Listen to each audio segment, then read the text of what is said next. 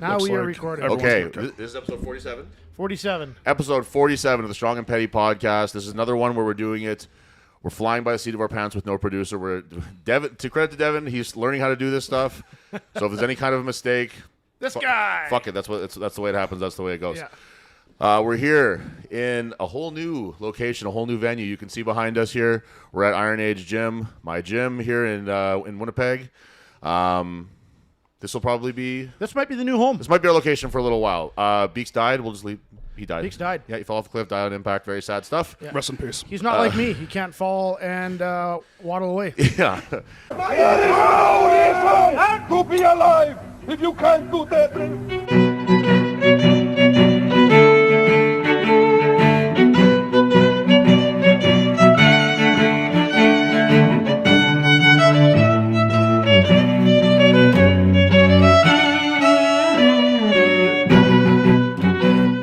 But we do have, you'll notice this large man who I very strategically placed on the middle so I could be on the end and out-angle him a little bit. Yeah, here. kind of funny how they put the small guy at the far left, eh? Yeah. We have, I'll let you give a rundown of your accolades in lifting and stuff, but the man who has become known as the world's strongest spotter, Andrew Langelaar. Yeah, thanks for having me down. You do, man. Yeah, I mean, lifting wise, yeah, I've been competing since 2014. Which Hold on, I want to get a little bit into the details of your lifting stuff, but I want to. We're not exactly the most like timely podcast here. We're not very good at. We're not like trendy or whatever. But before we get into too much about yourself, whatever. Enough about you. Yeah. Yes. Back to us. I have things that I want to talk about. No, but people will recognize you from a video that's been going around for the last little while. I guess about a week now. About a week. A little more than a week. It's kind of gone semi-viral. We've seen like Instagram pages like Too Buff for this and stuff share it, he's like 250,000 followers or something like that. Yeah. Something insane. A couple over Strong and Petty, not much. Yeah, we gave it a little bit of a boost, I think. Yeah. But the video, the one we're talking about, can you kind of give for anybody who hasn't seen it? Can you give a description of what exactly happens and what the moment was like? Yeah, so pretty much finished competing, and they were short volunteers. So a friend of mine's running and asked to help out. So I figured, yeah, I'll back spot. It's not too strenuous. Little did I know. And so young lifter comes up and. He hits that classic sticking point, and I can kind of see him. He's going up, pushing, and he comes skyrocketing up. Yeah. And gets, you saw super upright. The guy's wrists started to go, and at the point I'm kind of watching, and it's like slow-mo. I'm like, okay, this guy's wrist is going to snap, or he's going to bail. Right. And it was there where he bailed, and I wish I could say it was some heroic thing, but it was kind of like, next thing I knew, it was a bar in my arms, and I'm like, well, it has to be back up there. So it may as well go back up there. Yeah. And so I kind of just, Zerchered it up and stuck it on the rack. And then the room's quiet. And that's I why have I an popped honest the question flex. for you. Yeah. Was there a moment where you were like, I can make this a fucking thing? Like when you were at the bottom of it, because you could have put it down. Were you like, this will be cooler if I put it on the fucking rack? Or was it just sort of like you just put the weight away kind of thing? Literally, so like a lot of people have asked me that, and I was a home mover for 6 years. Okay. And what it was is like my instinct is, oh no, the china cabinet, catch. Right. And so literally it was like, there's a bar in my arms. It has to be up there.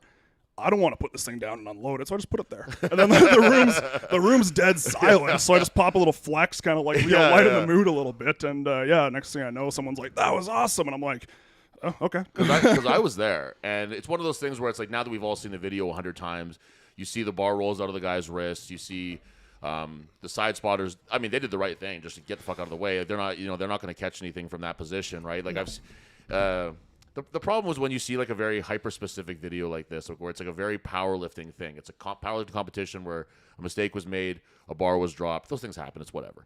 But you see people being like, well, those side spotters should have been fucking whatever. It's like, what the fuck should they have done? Like it's when they, a free fall 425. It was it's split second. Yeah, you just get out of the way of it, and some people don't get out of the way of it. You were fortunate to be exactly in the position you needed to be in. Yeah, no, I'll be very clear. Like, I got very, very lucky. Never ever do that. And I No, put that in the caption. yeah, and, that's worth pointing out. I will admit, like, the internet's been surprisingly civil to the poor young lifter. I expected it to be a lot worse, but it's like people saying, "Oh, the side spotters didn't do anything," and I've kind of been playing it off like, they didn't want to steal my rep, but like, what were they going to do? Well, Right. I'm the idiot who was like, "Oh, bar, I need to catch They would this." have to, in perfect unison, catch that bar. Yeah. As two different independently thinking people and put it back. You know what I mean? It just doesn't. And I mean, like I said, that really exposes the people who understand what's happening in that video versus the people who don't understand. 100%. I mean, I do think there's a lot of comments about the prayer hand spotting, which I think is a different conversation altogether. But again, it's like, it also brings out the question of, why do we use, so in powerlifting we use 500 pounds, that's the threshold of having 5 spotters. But I mean, why is that our threshold? Well, why isn't it much lower, that right? video, I don't think they were doing the prayer hands. I think they were just each getting ready to hold your giant balls. Is what I think it was. Ready to cup one each. Yeah, it's just what it was. Yeah, I think that was more what they were going for. Yeah, there. and it's like I was there. I was in the room there watching it, and like you said, it got really quiet because it was like that could have been catastrophic for you. You know what I mean? Like as the spotter, like you catching it, like. And you said it's funny. It's lucky that he was in just the right position, but also it's very lucky that you've been training for 10 years and have pretty. You know what I mean? Like you put a small it's dude. lucky that you did that. Yeah. It's lucky that you put a small dude behind that catches that in the Zercher, right? And he tears both biceps. He tears both biceps and also gets dragged to the fucking ground and probably smashes his face. All kinds of crazy shit could happen with that. So when you had some marks on your arms. Yeah, like I said, they're kind of healed now. I had a little bruise on each forearm and a scuff from the knurling there. But I mean, it's a long-standing thing that I've talked about with powerlifting is have the open men lift first. For sure. Right? Yeah. I mean, it's been back since Kelly Branton was still in the CPU. We have guys squatting 700 plus, 900 plus pounds. Like, look, no one's going to be able to spot that safely regardless except for us. Right. So why not let us get it out of the way first? Because let's face facts. No one's coming to watch the super heavyweights anymore. Right. Unless you're talking about Jesus Oliveira's, and he's really the only super heavyweight, on the, other than like Dan Bell on the untested side, that you still hear mentioned regularly as one of the tops of the powerlifting. The lighter weight classes where the guys are frankly just more jacked, more muscular, and the women are bringing in bigger crowds. And the junior women have done a great job of that in Manitoba. But you look at the crowd size. I mean, you were there both days. It was 3 times the size on the second day. Right. So let us big boys get out there. Let the fatties lift first, and then we'll spot for the rest of the weekend. Like you're saying, there's more people watching the younger girls and the 100%. I mean, you look at even on Instagram, you got like Jessica Butner. You've got I can't remember her name. She just hit the 600 kilos at Sheffield. Yeah. But you've got all of these women who got these massive followings now. They're the ones growing the sport. Well, because a lot of the young girls, let's face it, they're smaller, better looking girls who have a big social media following, and then they get into a sport like powerlifting, and it creates a big crowd. Yeah. Yeah, and let's be honest. It's but whatever's drawing attention, you know what I mean? And they're also stupidly strong. Yeah. Yeah, and I mean, like we've seen this. It's been marketing since the 70s, right? Like, attractive women sell products, and so if we're trying to grow this sport, and they're the ones drawing the following, I think we'd be foolish not to put that at the forefront. Right. So if we give them the prime time, and then hey, we get the benefit of the big guys are available to spot, which in we all strongman we just trash them. Yeah, that's totally fair. Yeah. You have a very different attitude than I have. Where I just oh, you're small and pretty. Yeah. Oh, I thought. Well, I was. You're not in the open. I call the men U80 open small and pretty too, so it doesn't really matter. But it's something to be said too. I think that like generally speaking, obviously not all the time, but generally speaking, when you're talking about like the men's opens, you're talking about some of the more experienced lifters in the competition. That's and not always, but I'm saying that like that's a lot of the guys who get that big have done it over time, and that's why they've been around for a long time. So to have those guys available and in your case willing and able to spot those things makes a big difference too, because it's like guys who can think quicker in those kind of scenarios, who can help to protect the lifters better, and like you said, who are also bigger and stronger too. So that's not going to hurt anything either, right? Have you? So, but I think you noticed a little bit of like a social media boon and stuff from the. How many followers you get? Yeah, so how many horny comments did you get? How many I noticed a few of those. More than those were the tame ones, man. You should have seen some of the DMs, really? mostly from men. Just a lot of I bet there's a lot of yeah, guys, just sure, absolutely heinous. Anything that was a picture I didn't open, I wasn't brave enough for that. Come on. No, awesome. I'm not that brave. But yeah, I would say it's been pretty crazy because, like I said, I mean, Two Buff for this, he's at like 1.3 million. I think United Lifters posted it in the States there, and it's at again like 1.3, 1.4 million, and just got another 2 reposts today. So it's pretty crazy how much it's blowing off.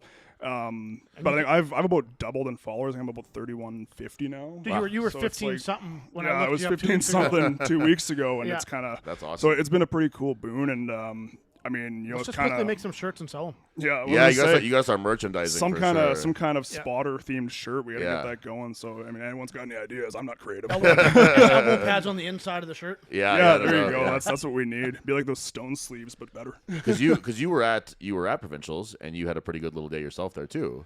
Yeah, and that's kind of the funny thing is, I mean, I broke Ben Down's long-standing total, Awesome. which Yeah. was not planned on the day. And I mean, honestly, it's kind of nice because I think we can all agree that third deadlift was a sandbag. I didn't know it was going to be. Yeah, It's like it was I kinda 727, right? Yeah, well, And so it looks like you could have done 2 reps right there if you needed to, 2 more reps if you needed to. I don't like to speculate, but I think I had 760 in me. I honestly. mean, that doesn't sound crazy to say yeah. that. Yeah. It's I mean, you know what?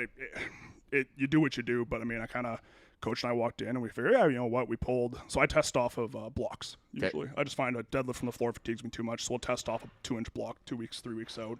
So we pulled 727 or 725 in the gym on a whip your bar off blocks. We're like, okay, that'll be there. Like 705 will be there from the ground on meet day for sure, no matter what. But, you know, like we just went in and we're like, okay, you know, like 320 kilos, 704, that's the goal. And so we opened up light. Like I always open super light. I mean, there were a couple of lifters who nearly bombed out, and I think one did, just opening too heavy. So, I mean, for me, it's always something I can just walk into the gym. I don't care if I got the flu. I can hit it. Just get a number in. Just like a back pocket lift. Like Yeah, it's I just think I always opened with there. like 640, which is, 30 pounds under my old PR.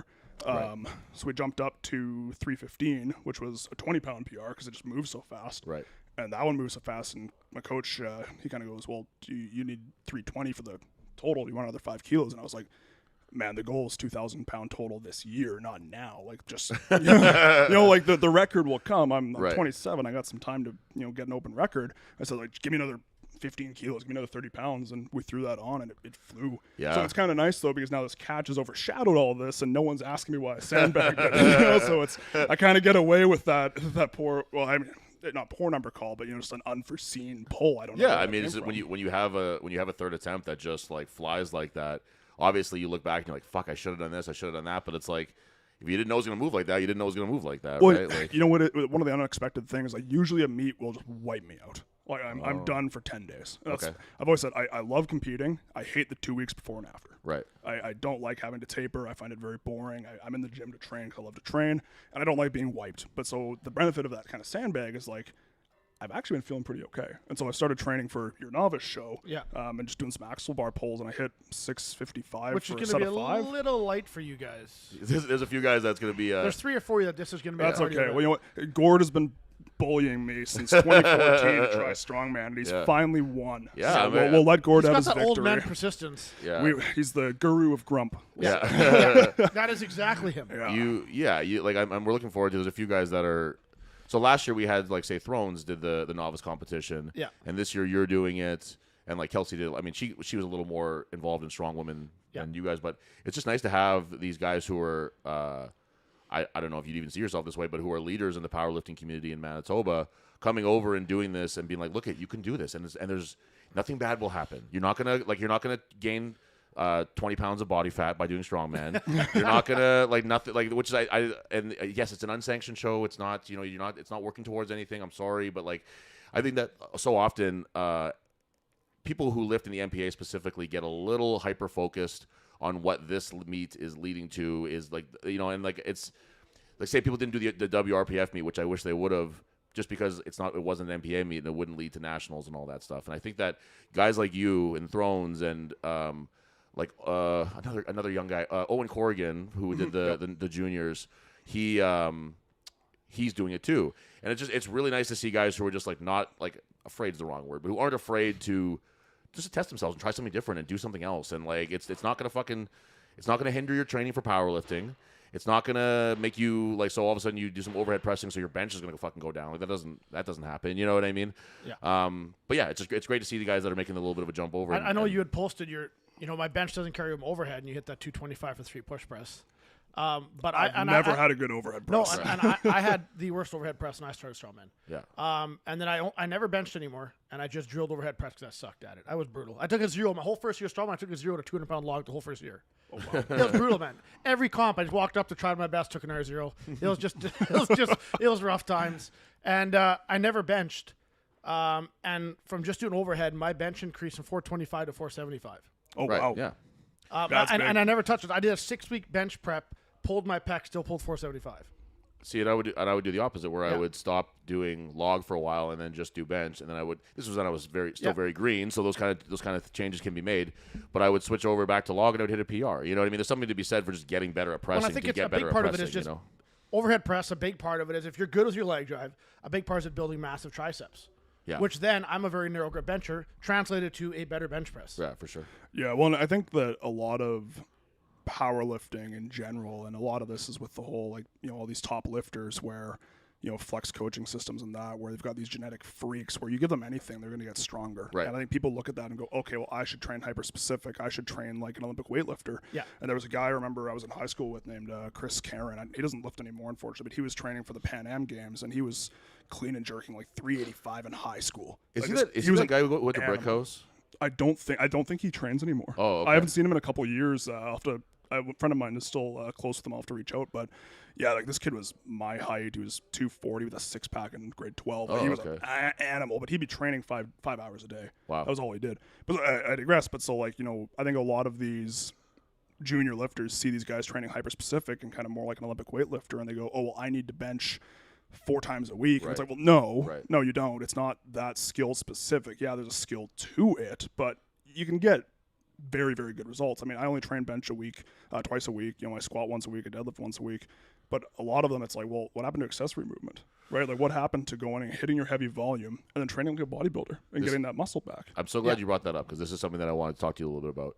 Was you you through Iron Image in Selkirk are now taking clients, right? For I am, yeah. online or in person or Online coaching. I could do some in person if people want to, but it's more on an as-need basis. And so funny enough, that was not planned either. Right. Tom and I have been working. Tom runs an awesome operation out there, and so Tom and I have been talking about that probably for a month now. And we've heard, well, you're coming back to provincials. We'll do it as like, hey, you're returning to the platform. You're returning to coaching.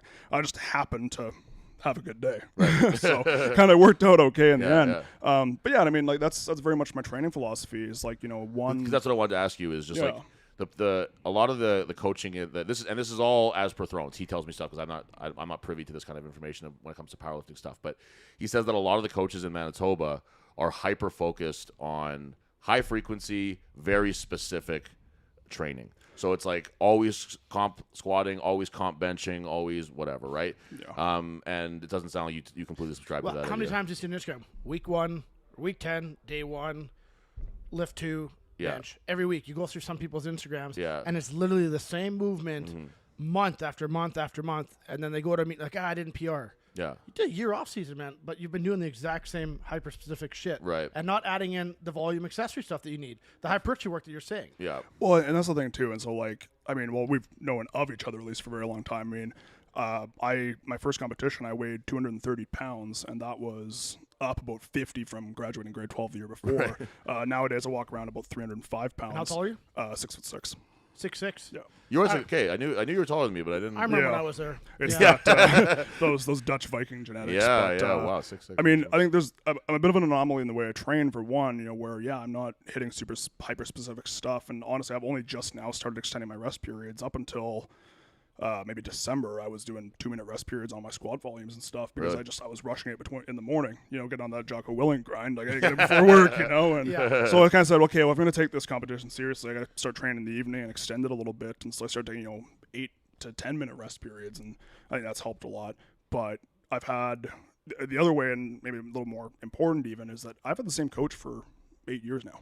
Shout him out. Who's your coach? Guy Page, Okay. out of Acceleration Performance. So, you know, he worked with Ben Downs back in the day, CJ Stewart. Yeah. I don't He remember her. owns Acceleration. Is that Yeah, right? he's either owns or he's heavily involved in it. Yeah, I'm okay. never too sure. Him and Sherwin over there. But so I've had the same coach all this time. and- Sherwin. That's the kid. Sherwin, yeah, he's the basketball guy, right? So, I've been with the same guy for all this time, and, you know, even with the strongman prep, you know, a couple guys have asked me like, "Oh, like, you're gonna talk to Devin or Tyler?" No offense to either of you guys, but it's like, he's a smart enough guy, and he knows my body. Yeah. He can read an article and figure out what I have to train. Right. So why would I give up that 8 years of knowledge just to try something different? No, that's a Right. great point. Is And why let's like be honest, if you needed technique work, you could come train with me at any of our gyms. Well, I'm coming out to your log seminar, there, Right. right? There we Like, go. it's Yeah. like, if I need Yeah. some technique work, I'll Yeah. come get some technique work. Yeah. it's But I think different. It's different to say like I'm gonna help you with a specific implement versus I have to take, as your coach, I have to learn everything about you and what works for you and what doesn't work for you, and then also we're going to put that inside an 8-week block that we're going to train for this novice competition. That just doesn't make fucking sense. No. You know what I mean? No, Like, exactly. And that's the thing, right? You can't. People, once you had a coach for a long time, like they know your load management, they know what movements you respond well to, they know where you lose strength quickly, right? And so I think a lot of the junior lifters, I mean, and I've had this conversation very openly with many of them, stop switching coaches and go up 2 weight classes. Right, yeah. You know, if you're 18 to 20, love I'm dead serious. that. I didn't know I had two of Tyler here. If you're 18 to 21, you're basically naturally on juice. Just eat a bunch of food. Women don't care about your abs. No. You know, like just get kind of fat, maintain it till you're 25, and then if you want a six-pack, you can have a six-pack and have some mature muscle Don't maintain mass. it until you're 36. I mean, I haven't had a six-pack since I played water polo, so I'm like, I'm living I'm proof that nowhere. women don't care about your abs. Exactly. One woman does not care Hey, about hey. One woman that. specifically. The best women don't care Yeah, about your abs. that's right. The woman.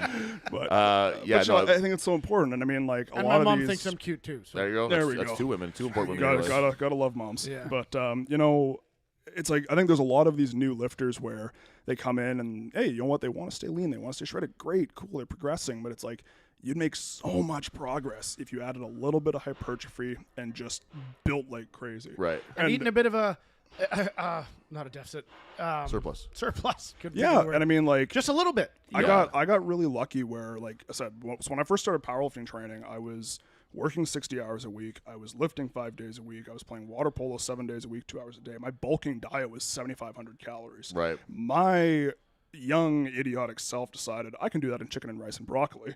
Big mistake. Yeah, God forbid you put a little fat so on it. a good buddy of mine. Do you know Andrew Roncaden? I don't think so. Okay, he's been around for a long time. He hasn't competed in a few years, but I met up with him at the old Centennial City gym, and he kind of said, "Hey, like you're a pretty strong guy. You ever thought of powerlifting?" I'm like, "I've never heard of this." So he taught me to bench properly and stuff. And then I was complaining to him one day, and he goes, "If your problem can be solved with pizza and milkshakes, it's not a problem. It's not a real problem. Well, You know, how old are you now, Andrew? 27. Oh shit, so you're still young in terms of just your strength potential. Because I think that what you say too is like you saying the specific advice of go up 2 weight classes. I don't think that's based on nothing. I think that you see that a lot. Again, and I don't mean I do a lot of shitting on the MPA and the stuff, but it's all from a place of like love. But like I see a lot of really small lifters, and I see a lot of lifters that stay small, and I don't really understand that because their numbers aren't reflecting that this weight class is working for them. When I see a lot of these, like we had a bench only MPA, we have bench provincials here, bench only provincials, and we had a lifter who did a geared lift, like a shirted lift. And he bombed 275 3 times. It's like you're just not big and strong enough yet. Where if a 275 geared lift at a provincial level is outside of your range, you just need to rethink where you're at then because you're not getting strong enough. And this guy's been lifting for a long, long time. You know what I mean? So it's just like you got to experiment with something. Try getting heavier. Try, you know what I mean? Like, and if you don't love it, okay, guess what? It's pretty easy to reverse. Well, you know, it's easy to say that too, but I mean the other thing is there's no incentive for these lifters to get bigger because the totals just aren't there. And so I recently just accepted the competitions chairperson role because frankly it needs to change where provincials for a long time has been you do one local meet and you walk into provincials. Right. But then all these kids, I mean like Can you explain what that means that the totals aren't there? Yeah, so powerlifting obviously scored off of a total lift, the combination of your squat, deadlift, and bench. And to get to provincials, there's a qualifying total you have to hit. Okay. And it's not very high. It's remarkably low.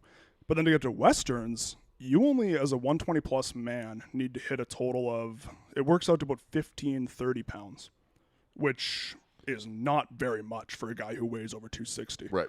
And to be at a regional No, that's level. not. No, but then the jump from that to nationals, and especially because now they're adjusting the nationals totals for 2025, it's like a 130-kilo jump. Wow. And so, like, what I'm proposing right now, because Quebec just did this, is, look, we need to raise our qualifying totals to match regionals to put pressure on them to raise that up. Right. Because right now, you can be training for a year and make it to regionals. Right. So there's nothing to chase for. Right. Whereas, like, Yeah. I mean, to be fair, when I started lifting, I was the literal first 120 sub-junior lifter in Canada. I had the records for 6 years. What year was that? Now. 2014. Okay. It was my first competition in 2015. So, we're talking 10 years ago, though. Talking 10 years ago, but I mean, the sport in 10 years has exploded. Right. But 10 years ago, like, I was the only guy. But then, like I said, I had to still get up 2 weight classes just from where I was to get those records. Right. That was the only reason, was because there were records established in the 105 that I couldn't touch. Right. So I went up to the 120s just because, hey, I'll take the records. Why not? They're Right. there. Yeah, so yeah. I had incentive to go up. Right. But there's no incentive for people to go up a weight class because there's no real Like, there's no reason to do it. You can qualify. See, it's so funny because this is where there's such a disconnect between me and the way that these guys think, where it's like there's no incentive to get bigger and stronger. That's the incentive. Yeah. Don't you want to be bigger and stronger? You know what I mean? I understand that there's like a sport aspect to this, and they're trying to be competitive and all that stuff. But like, to me, that was what drove me to do strongman and to get out of any kind of weight class stuff. I've been an open competitor since 2016, where like McDowell would you be like, well, do you want to stay smaller or do you want to get bigger? I'm like, well, I want to get bigger, and that was the only motivation I really needed. Luckily, that's like being in the open division is really the only way to do pro strongman in Canada right now, so that works out well. But it's just like I said, it's just such an interesting disconnect to me where it's like, why would I want to get bigger and stronger? You just use the two words that say why you should want to do that. You should want to get bigger, and that's just me. I totally agree. I mean, like, there's a lot of lifters at the high level where, you know, I mean, you look at Pana in France. He's a great example where he's a really thin guy. And I mean, I'm never going to critique him because he's absurdly strong, and I'm just not in a position to be doing that. But a lot of the young lifters look at that. I think they look at that and they go, okay, well, that's where I should be, is in this lean, wiry weight class. Right. But I mean, if you look back even a couple of years, like Ben Langley, when he was here, he was a 74 kilo, but that guy was jacked. Right. Like, he looked like he could have stepped on a bodybuilding stage and won MABA. He was huge. Right. Awesome guy. I think he's in Ontario now, Air Force, something like that. And then now I think you've got like Jared James, Fit as his Instagram handle. I think he's in the 66. I think he's our top lifter by dot score. Okay. So by body weight coefficient. The dude's a 66, but he's jacked. Like, he's filled out that class. He's muscular. And it's like, a lot of these guys, hey, if you're 6 feet tall, you should be 105. Right. You should be at 105, and you'll be a jacked 105. Right. I think a lot of guys think, okay, if I go up in this weight class, I'm going to be this big fat slob. No, you're going to get really, really jacked. Right. Like, people don't realize that. I mean, I'm 308 pounds, and I hopped on a DEXA scan the other week, and I was 27.5% body fat. Right. So I'm not a thin guy, but you know, like, guys, hey, 20% body fat, you got some kind of visible abs. Right. So you can get pretty jacked. It's just moving up a weight class. I think a lot of guys are just scared that they're going to turn into, you know, a fat couch slob instead of being a Well, they think that they're going to suddenly turn into like a West Side triple ply geared lifter, when it's like they made every effort they had to be that big and So fat. have we, you know created like, a culture that is now accepting that? Is that why people are thinking that's more normal? For strongman? For powerlifting, is that the way the culture's shifted? No, I think it's shifting into more what I think what Andrew's saying, which is like away from this idea of like I said, it was funny because like I would use this example like when I was back at McDowell's, I was talking to a guy recently. I bumped him at the bar, and he was like, "Man," he's like, "I've never been to a gym before." He's like, because he lost a bunch of weight, looked great, whatever. And I was like, "Damn." He's like, "Well, I was trying to be fat at McDowell's." He's like, "I've never been to a gym before where I would walk in and guys would be like, 'Damn, like you look fucking fat, man. Like that's sick.'" You know, like it was like a big compliment. You know what I mean? Where he's like, "Dude, like fucking keep it up. You look fucking huge." Yeah. And it's like I can really relate to that too, where it was like, you know, like 300 was always this number where it's like, man, if I could weigh 300 pounds, that would change my fucking life. And you know, you do everything you can to get there as fast as you can, and it's just that's why I mean there's such a disconnect between me and people who try to stay smaller. Where I was like, that was just the opposite of my mentality. You know, I'm training with Dom, who's 350, and I was like, well, I'll never be as big as that, but I should try to get as big as I can inside of what's like realistic for me. And I never needed like a real kick in the ass for that because I was like, well, I just want to be like everybody else around me. Even Deloli was huge at that point. You know what I mean? These guys Deloli were all must have been like fucking 270 or 260. yeah, they were all really then. big guys at this point. I'm like, and I was 230 when I started doing strongman, and I was like, I got a lot of work to do to be able to hang with these guys. So it would just and I think that also goes to what you were saying, just to put back on track to what you were saying before with the totals and stuff. Like if you raise these numbers, people will meet them. Yeah, you know what people I mean? still want to do the competitions. It's not like they don't want to be there, right? But like, there's just not that incentive for Right. people to really push and really like push their bodies and grow their bodies to get to that level. And I mean, it's not. I think the other thing too is a lot of people are just scared of, you know, I need a CPAP and you know there's no weight classes in the jungle and that stuff. But it's like, I mean, look, I pretty comfortably like if I just don't do anything, Uppercase. I pretty comfortably walk around maybe 280 if I'm just not focusing on my body weight. I'm just maintaining like I can just comfortably maintain that. Yeah, we lost the stream there. No, it's we're still rolling. Oh, okay. Yeah. But you know, it's like, so I weighed 315 once when 2018, and then I lost a bunch of weight over COVID. Just my mom got sick and I couldn't train in the gym, so I had to shift. Were you trying to weigh 315? Back then I was. And Yeah, so okay. my coach, again, listen to your coach when you're young because they're usually right and you're going to be eating your words in 5 years. Yeah. I was working way too much, just, want to get through school debt free and stuff. And then I was doing school full time and I was like, well, I don't need to sleep. I'll just eat more food. Turns out you cannot offset 4 hours of sleep a night with 6,000 calories. So that's a spoiler alert for all of the young kids out cups, eh? there. That's Yes, strange. they fill very different cups. And so, I still haven't learned that. I don't, You're talking to the wrong fucking guy I don't about do that, the that's whole for sure. food thing, but I was like, I can take enough caffeine Yeah. exactly. and, That and counts. accessories to not sleep and build businesses. Yeah. But, well, one monster equals 2 hours of sleep, right? Absolutely, yeah. But and so I mean, and back then, don't get me wrong, I couldn't walk up a flight of stairs. Like I was fat, but now hey, I'm 308, but this time around, I've been rolling jujitsu 3 times a week the whole way up. I've been doing my conditioning. I got a dog now, so I'm walking my dog. How long have you been doing twice a jiu-jitsu week, for? About a year now. Andrea Pavlik and Mars, I can never pronounce his last name, Iron Pole. So they're over at WAMA. They dragged me into it, and they beat the crap out of me. Yeah, 'cause I've looked. I go on at Revelation Martial Arts. I'm not as consistent as I need to be. So I've been doing a couple months. Well, I guess it's been a year now on and off, but I didn't go to the whole Yeah, summer. I'm about the same way where it's kind of, when life gets busy or, I stop training 3 weeks out from competition because I'm not trying to get injured. Yeah. But Yeah, I find it's my excellent elbows, cardio. My elbows blow up, like the holding on to people. So you know what? And then yours I have the was the grip same training? issue. The biggest thing is just to not use your on. strength. Yeah, I know that's It's the weirdest thing, but it's like I just go in and I'm like, okay, I'm just gonna do the technique. If a guy gets on top of me, I'm not gonna press him off. Because I have the same thing where I got major tennis elbow right away, and I Yeah. trained no gi, so there's not as much holding on to guys. Well, see, I only end up making it for the gi classes. Yeah, so that might be part of it. Yeah. But I mean, for me, no gi, like you're never grabbing anything, and that's helped the tennis elbow quite a bit. But my cardio has gone through the roof. So I mean, the other day I went and I was 308, fatigued post competition, and I rolled with Mars for 3 6-minute rounds with a minute rest each. And like I said, I was dead, Yeah. but I could do it. And that's something I could never dream of doing in the past. No, the cardio is crazy in that. Yeah, and so like I found it was very similar when I was boxing. The cardio in exactly. boxing, we do a 1 hour class of boxing with our trainer. We would get 1 minute of water break in the 1 hour, and you're fried. Yeah. See, I don't subscribe to that. But when it's It was like a different challenge, right? Right. Yeah, but I think that people think, okay, well, if I get big and strong and big and heavy, like I'm going to get fat. I'm going to need a CPAP and stuff. And it's like, I mean, Tyler, you and I were talking about this beforehand. Like, I don't have a CPAP. I Right. sleep great. I mean, maybe I should look at getting a CPAP, but I very rarely snore. I sleep well, sleep through the night. I got metrics on the watch and stuff, and they're consistent. So I think like as long as you're doing it right, you're gonna be okay. Yeah. And I guess the other question is like, how much of a part of your life is this? I mean, for me, like, I've just recently decided like this is what I'm doing. So actually, I had a little side business building tables and stuff. I've shut it down because I can't do this when I'm 40, but I can do that.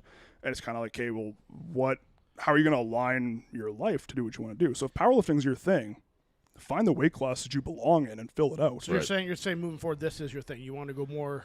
Yeah, well, You it's have some like bigger goals in powerlifting. there's not an easy way to say this without sounding kind of arrogant, but like I played 2 sports at the national level. I played ultimate frisbee, and I played water polo, and then my brother's an Olympic speed skater. Oh, sure. So Really? they're I think I did know that. yeah, actually. so I did know that. there's some genetic potential Right. in the family, Right. where I'm kind of like, okay, if Well, I mean, you're 6'6". yeah, exactly, Like, so it's there's like definitely some genetic Tell me more potential about that- genetic potential. exactly, yes. But so it's like if I hit 40 and I didn't push this, like I'd regret it. Right. There would be some serious regrets there. Yep. And it's kind of like, maybe things happen, maybe things don't. I don't know. But I'm very much enjoying just focusing on being an athlete again. Right. And I mean, my stress levels are way down. And obviously, like I said, I put probably 160 pounds on my total in 14 weeks. And that's the thing is that when you're able to prioritize something like that, I think that's always worth pointing out too. Is that you're a young guy with relatively low restrictions in your life. You don't have a wife or kids or anything, and you have a job that's nice and steady for you now, so you can start to prioritize training a little more and stuff. I think that it's worth pointing that out too. Is that you've made a distinct choice to prioritize training, competing, powerlifting in general. Maybe adding the coaching aspect included in that too, so that when people you see this all the time when people don't get these like incredible results or what they're looking for and stuff.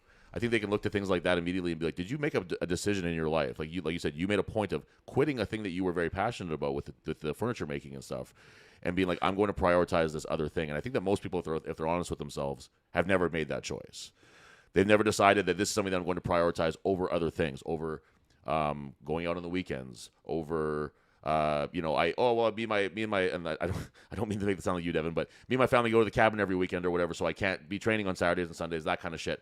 So it's like people have this expectation of being like, well, I want to be one of these great lifters too, but they don't make these choices that you're making right now. Yeah, I mean, I'm a big believer you can only, I've kind of been forced to learn this over the last couple of years. Like, you can really only do a couple of things and a couple things well. And if you think that you're going to spread yourself over 5-6 different endeavors and be better than the person who's doing it in one thing, that's just arrogance. Right. Right? Like, if you're saying, oh, well, I can run this business and, do my real estate and, I can have a day job and my side job and breed puppies and have a girlfriend. It's like, right. You're not going to beat the guy. I'm summing up my life here. Aside from breeding dogs, except for Devin. Devin can do what he wants when he wants. On your own podcast? Genetic potential.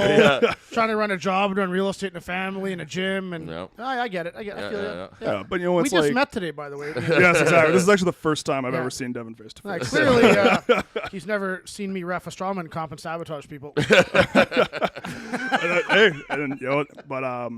At the end of the day, right, like, you gotta make decisions. And I mean, like, I know very little about you, but even like I said, like, hey, you wanted to do your real estate stuff, right? Yeah. So I mean, something went on the back burner. And I mean, and it was my training, right? And so was your training. I had this exact conversation yesterday with a guy, and he's like, "Well, like, are you planning on coming back? Or you had some potential. Yeah, I don't have the 6'6", but just I was skilled enough. I had some potential." And I said, "You know what? I just don't have the mind for it right now. My mind is I'm too focused on." I want to get 100 doors in real estate. I want to have a $20-30 million in real estate portfolio, and I need to build that because I'm not getting any younger. And I'm like, I don't have the mental capacity now to push the 5 days a week, the 2 hours in the gym, the nutrition, everything that I need, that I know I need to make it to the level I need, that I would want to be at a strongman. Because I'm not a guy who's happy. Like, I talked to Ty about this too, is I'm not happy with going to competitions and getting 4th or 5th place because I didn't put the work in. That's why I just don't compete. If I can't be at my best, I will not even do it. I think that's a really fair thing to say. Yeah. And I think that, like, the other thing people need to understand, I think, in this whole, like, hustle culture, entrepreneur bro kind of thing, is, like, if you don't want that, that's okay. That's fine. Yeah. That's the thing. It's okay. And it's so weird now. Like, people look at you weird when you're like, oh, I like my job. I like my 9 to 5. Yeah. I like my coworkers. It's like, when did that become a thing to look down on? Right. But now it's like, well, if you're not hustling and you're not doing your polar plunge and your infrared sauna and your massage gun, it's like, oh, come on, man. There's so much shaming everybody. This guy in the gym behind us here is a big podcast health guy. Yeah, I mean, hey, look, I love a good podcast. I love. And he'll tell you all about it. But hey, I love a good Huberman. I love all those guys. But it's like, at the end of the day, if I don't get my morning sunlight, it doesn't derail. At the end of the day, these guys are making their Right. living off of telling you that bullshit. Right. And that's People got to keep that in mind. The interesting thing you said about the whole, like, grind set shit or whatever is that it doesn't account for the fact that it's like not everyone wants a Bugatti. Not everyone wants to live in a fucking mansion. Not everyone wants to. That's exactly it. Not everybody wants to be stressed out and have phone calls at 10 o'clock at night to get some lifestyle that they're probably not going to be happy with. Right. I've never been driven by finances. Yeah. Probably to my own detriment, to be honest with you. But like my But brother. are you happy with your current state? No, I'm fine with everything. But I could That's probably, what I mean. I could probably be a little further ahead. But my brother is very much like he works for Hydro. He's younger than me, but he's been very like he bought a house, he's bought a truck. He's very motivated by the idea of, like, he works up north so that he can afford to set himself up for this lifestyle that he wants to have. And it's just never worked for me that way. My brain's never worked that way, where I'm perfectly fine with having this facility here. I make a living, like, I'm fine, but I'm not like out here, like, I'm not about to buy a truck or anything. Yeah. But I've never been motivated by that. I've never thought to myself, it's like I have to do more so I can buy the next thing. I just don't really give a fuck about that. No, you're more content with winning titles or having that establishment than having the nicest truck or the nicest house. You're not driven by materialistic things in a sense. You're driven by titles. You're driven by, I don't know what you but I mean, even if we're talking like less strongman stuff, like, Yeah. I have a house, I have a woman, I have a dog, we have a good life together. Yeah. I've never found myself being like, oh fuck, like, none of this is enough. You know what I mean? Like, I need a more. Bugatti and 3 more women. Yeah, right? exactly. Like, I just yeah, don't. and I think that's like, people just need to be honest with themselves. They're like, look, what do you want? I mean, like, because don't get me wrong. Hey, I had that thing. I bought my house. I bought my house at 24, I think it was. So it's like, and I worked a lot. Right. and I got the place and stuff. But it's like at a certain point you kind of go like, okay, why am I doing this? Right. Like, I'm constantly tired. I'm constantly stressed. My youth is slipping me by. And I mean, you just got to kind of learn to prioritize stuff. And I mean, like for me now, like I said, I'd be completely content to just live in my house and train and do my thing. But you've built that life in those early years of working your ass off at 60 hours a week. Absolutely, and there is you literally value to set that. yourself up to make sure you can prioritize the training that you can now. Yeah, I mean, I would very say like I have in a way built the life that I want. There's Yeah. things you got to take care of. I mean, I had to gut the place. So there's some debt to take care of Yeah. and stuff like that. But I mean, that's life. Yeah. And I mean, you can complain about it or you can keep trying to push. You can go, you know what? I'm in a pretty good spot. This is my priority. I'm happy, and I can just chip away at this over here. Yeah. But I think, like so many kids now, it's like, oh, like I want to have the Bugatti and 3 women, and I want to jet around to Dubai and stuff. And it's like, I mean, people are more focused now on being an influencer and being a YouTuber than they are Right. actually being strong. Yep. Right. But if I could play a little bit devil's advocate with that thing too, I think that it's not like everybody's always saying, we're all kind of like dancing around that we're talking about like the Andrew Tate sort of figure here or whatever, right? Yeah, which But- he's a disgrace to my name. and he's a guy where it's like he has a very young audience, and while I would agree that like I think if you watch his stuff, it can be kind of funny if you watch it with the right sort of perspective, understanding that it's kind of like a character more than anything else. But if you watch it and they said people like a lot of his audience is young guys who are certainly not getting like the whole picture from him or like the right message necessarily and stuff. But I do think there is something too where it's like he is telling people to get up off your ass and do something though, which I think there is like a positive message to that a little bit too. And same with say like even like Liver King, who's now the fucking disgraced whatever thing that he is. There was a message there where inside like he also had his bullshit he was selling you, but his message was also like eat right, workouts, get enough sleep. Like these are all things that he live a simple lifestyle, even though he didn't do it himself. But these are all things that I think it's a positive message in general. It's just how it's being received by people is important too. Yeah, and I mean, I have a whole theory about how this came to start, and it goes back to like when Jordan Peterson kind of first came on the scene, and then he gets canceled. Well, it happens with everybody, but it's like, hey, this guy gets canceled, someone else comes up who's more extreme, and they go, Right. well, I liked this guy, he helped me, you canceled him, this guy can't get canceled because he doesn't care. Right. And they go to the more extreme. Right, yeah. And it's really unfortunate because, I mean, look, if you're a young man and you read some basic stoicism, maybe listen to a Jocko or whatever, it's like you're going to get a pretty balanced view of life. Yeah. But when you start listening to these guys like Andrew Tate, I mean, like I like Alex Hormozy, but even some of the stuff he says is a little out there. It is, yeah. It's like, and there's one thing he's like, slaves worked 18 hours a day. And it's like, I get where you're coming from in context, buddy, but we live in a sound clip era, right? Right. I know you're saying like, hey, I want to work all the time, so that's how I remind myself. But then people take that as that's how everyone should take it. Right, yeah. But the other thing too is like, no one knows how to think critically anymore. Like no one can have a conversation and just disagree and go their separate ways. No, they can't. Right. No. And so that's the thing where people just dive into these gurus. Yeah. And they end up, I mean, even you look at the training methodologies. I mean, you got the RPE versus the West Side versus every different way they want to train. Right. I mean, people are so unwilling to open their minds up to different things. And like I said, I mean, even go back to athletes trying strongman from a powerlifting side, right? It's like nothing wrong with taking an off season and building some mass, building some strength. Nope. But people are so scared to do it. Yeah, we have a Anna, who everyone knows from her strongman stuff. She was fucking crushing it last year. She's coming from a weightlifting background, and she got a lot of flack from weightlifters for doing strongman. I believe that. Yeah, and it's just because it's a very purist sort of sport, right? So Yeah. they're very whatever. But she took a lot of flack for doing strongman, and then she comes back and she's better than she was when she left weightlifting, having not done weightlifting. Yeah. You know what I mean? There's something to be said for just being, she's a young woman who's just getting generally stronger. Yeah. She's able to pick something up and move something. Because there's something like, someone told me that JF says there's a big difference between picking up a weight and moving with the weight. You know, it takes a real strength to be able to pick up and move with a weight that you were able to just pick up before. Yeah. And so if you can build your kind of like, that sort of like, that multi, dimensional, you know what I mean? Like you're moving around, you're picking up things in weird places you haven't before, you're picking up odd implements, you're picking up things further in front of you. I just don't understand how that couldn't make you a generally better power lifter, athlete, weightlifter, whatever it might be. Like if you're just stronger, you're stronger. It's not you're not taking away anything from that. Well, and that's exactly it too, right? And I mean, I've been very lucky. I say lucky, but the other thing too is I've always diversified my training, and I've always played rec league sports and had physical jobs. You know, I said moving and stuff. I've never had a lifting related injury. Right. I've had one slight back tweak just because a work truck that had no suspension hit a bad pothole, but nothing lifting related. I mean, hey, my brother, same thing, hasn't really had any major injuries. He's got a nagging back issue. It's genetic.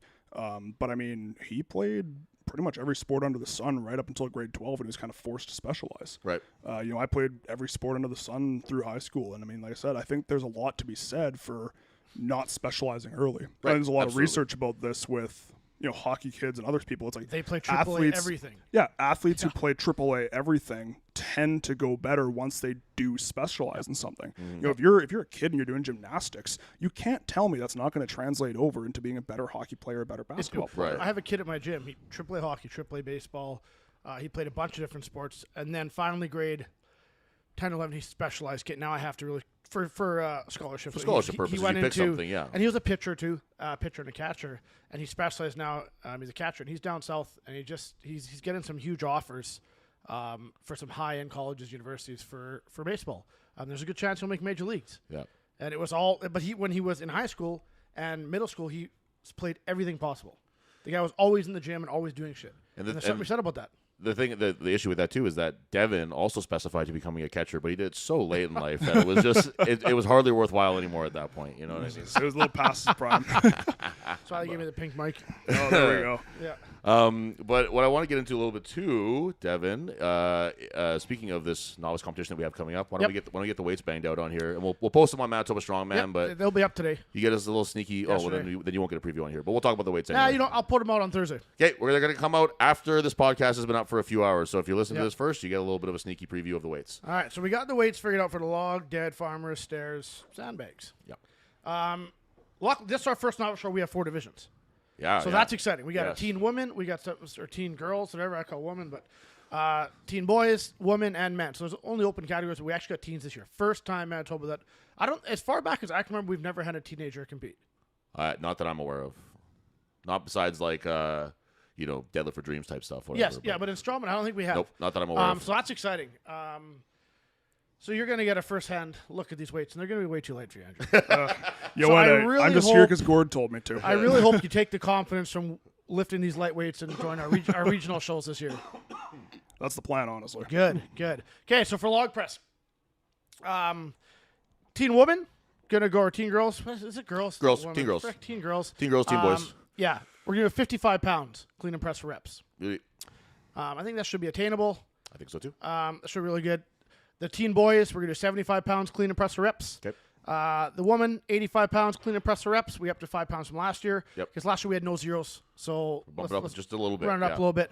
Man, we're bumped up a little bit. We're gonna do 160 clean and press for reps.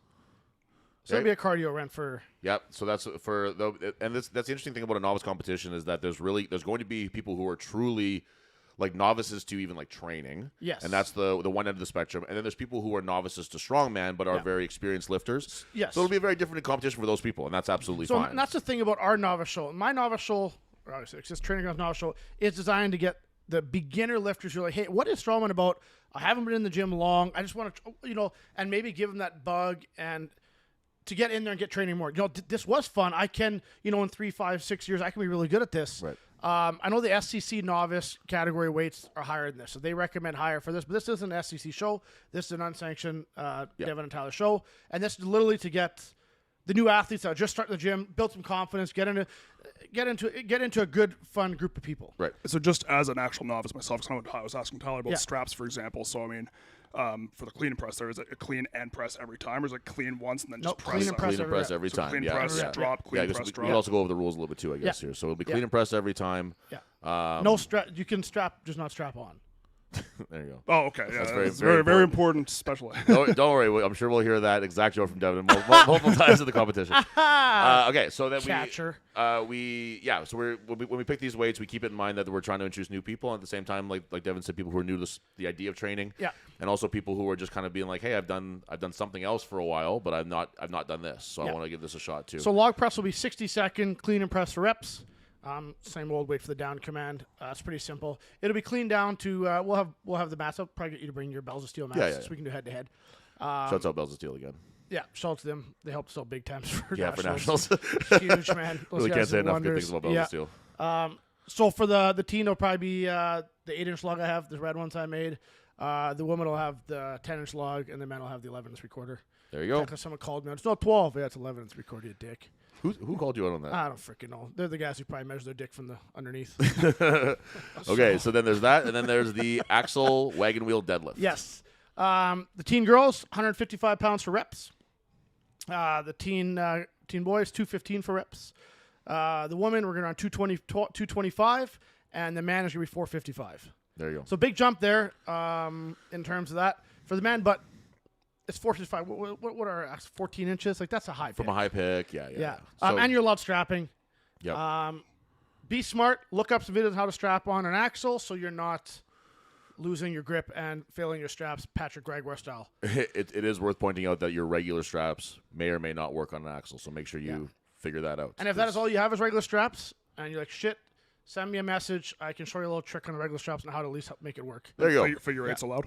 Yeah. Figure eights are allowed. Yeah, we'll be using SEC rules for it, so figure eights, grip shirts if you want to. Yeah. Although I would not recommend spending money on things you don't already have for this competition. Yeah, no, don't, it's same thing. 60 seconds for reps. Wait for the down command.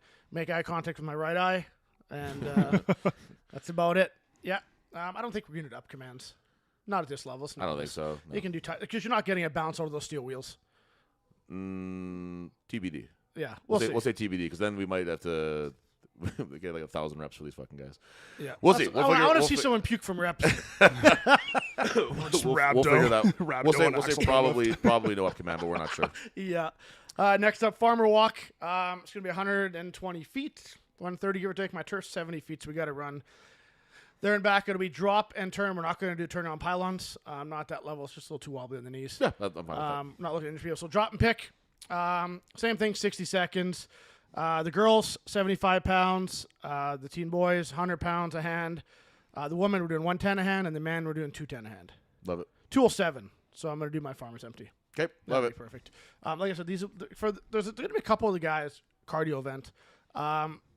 Even some of the girls, I'm sure we'll have some girls show up that'll be like, okay, this is, but it is what it is. It's then the people who are like, I hope they build such confidence at this shit. They're like, man, I'm the best at this, and then they come to regional show Yeah, absolutely. and get spanked. I'm just kidding. Then sandbag to sled. Yep. That's gonna be a little tricky when I gotta exact get the sandbags ready. But Just give issues. yeah, teen girls we're looking around 75 pounds the first bag, 100 pounds the second bag. The boys will be around 100 to 150 is what I'm thinking. They'll probably be very similar to the woman. We're going to run 100 to 150 for the woman. And then the men, I'm still up in the air about that. I was thinking like 200 and 250. 200 might be a bit aggressive. I think I was thinking somewhere in the range of 175. both bags being between like 180 and 225. Yeah, so we might be 175, 225. Yeah, I think that'd be reasonable. Give or take, yeah. So that'll be what that is. That'll be pick up the bag, run 30 feet, drop on the sled.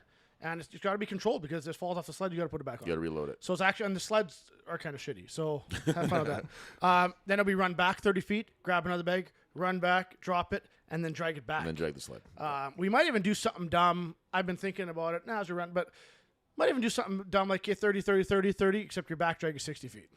Yeah, sure. I'm fine with that. You know what I mean? Yeah, Like, yeah. Make it so it's an extended run for the back drag. yeah, Yep, I and think then it's a good idea. run like we never have, but get you used to what a 90-second medley feels like. Yeah. Because in the retail comps, it's 90 seconds for medleys. And if Beakley were here to tell you, max back drag, Sometimes they'll take every second of that fucking 90 it's seconds. disgusting. Yep. Yeah. So then power stairs, should be 9 stairs, 3 each. Girls, we're going to do 75, 100, 125. Sure. Boys, 100, 150. We might drop that a bit. I have 100, 150, 200. That might be a bit high. Might be a little high, but we'll see. Yeah. Yeah, we'll put. I Yeah. mean, I doubt very much that anybody has power stair implements to practice with at home, so it'll. It might not be in like 90 because we're plate loaded these ones. Might do 90, 135, 180. That seems reasonable. Just a plate each. I think is really reasonable. The woman, 125, 150, 175. And then the men, Tyler told me to dial this down. I had it up there. He had it almost matching with what I did at the last pro show that I did last year for this novice competition. Very polite, very My kind. first comp, I did the 550. I'm like, why can't everybody else do that shit?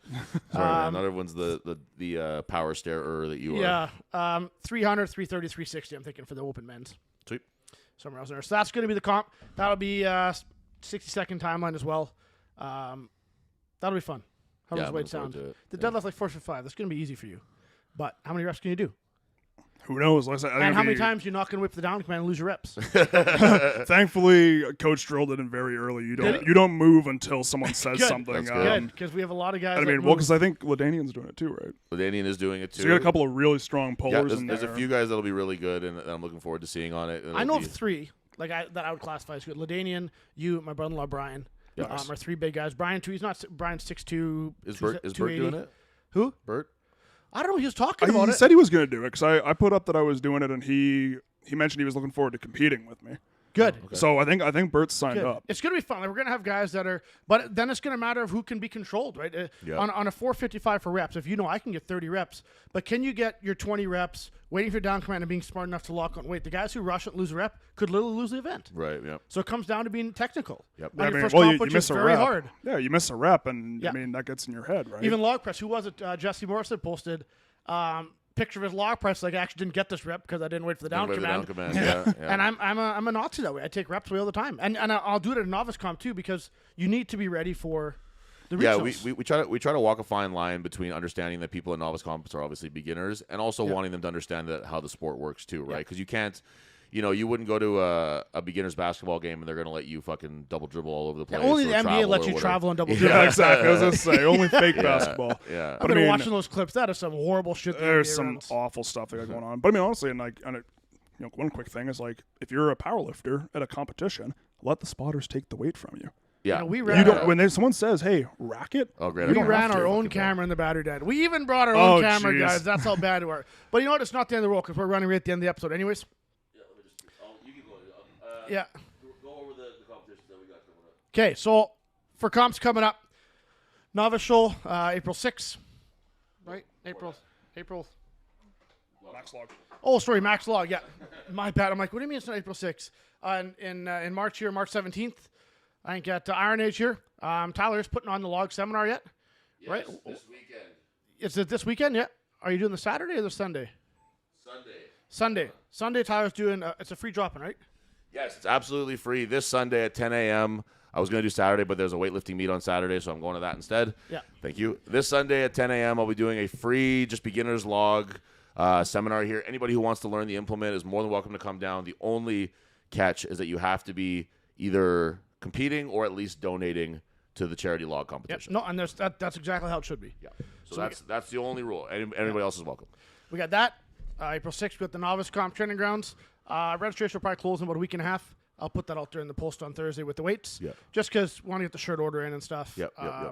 Speaking of shirt order, I'm still waiting on some stuff for Record Breakers Nationals. A couple of girls that I still owe shirts to, so they are coming. I know they hit me up again. You guys have had some challenges with shirts. We've had fucking challenges. Yeah, we've had, we're using somebody else moving forward.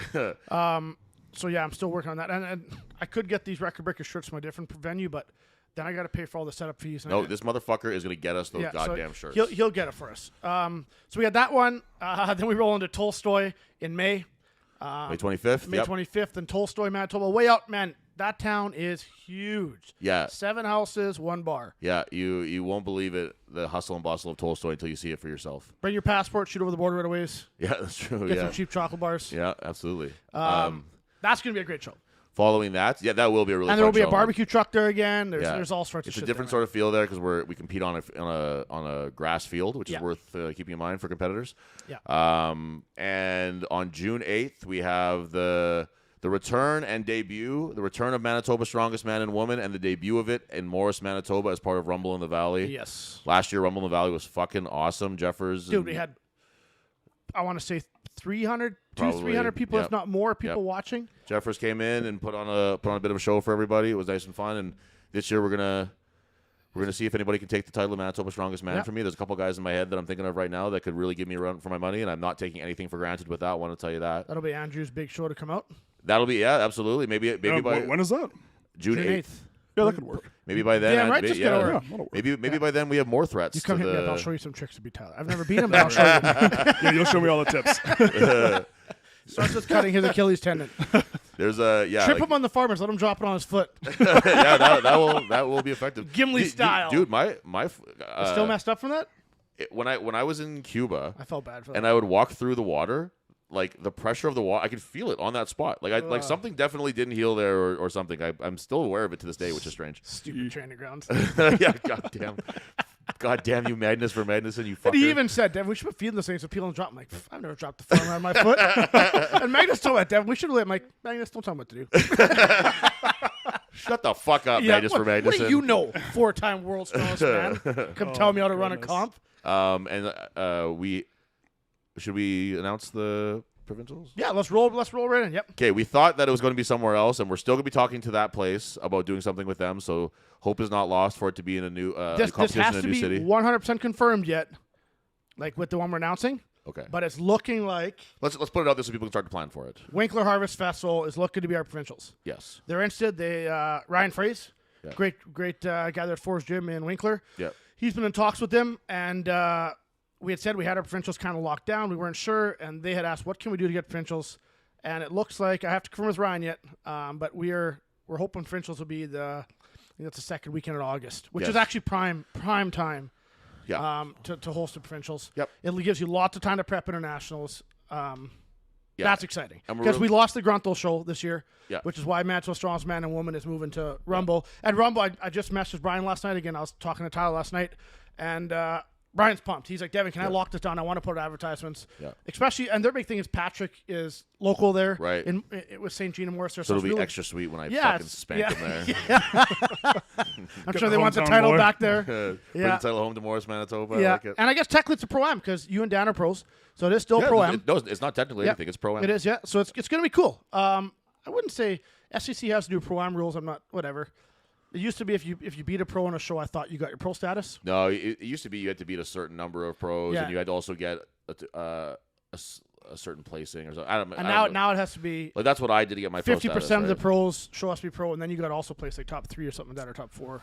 I don't hate And it. it's not bad. I think it's good to keep it so that you really have to work. But for I haven't those. seen a Pro-Am show. pro Maybe I'm tickets. just still pissed off about our Pro-Am last year. But But it's like we were saying about those qualifying totals, right? Is like keep that elite Yeah. level harder to get That- to. no, that right? makes If sense. anyone can roll in and get a pro Yeah. card, then what's being a pro card mean, right? so that's going to be our shows, and the last one of the year is going to be Deadlift for Dreams, which I really hope everybody in the strongman community jumps on board. I hope the NPA listens to this, gets a lot more guys on board. Yeah. We're setting some lofty goals. Deadlift Dreams. That's Beaks's, but he's gone. He's gone off the cliff. He died. I wasn't there to catch him. Yeah, he went to catch him. Yeah, he was too busy catching bars, and dick pics. Catching all them dick pics.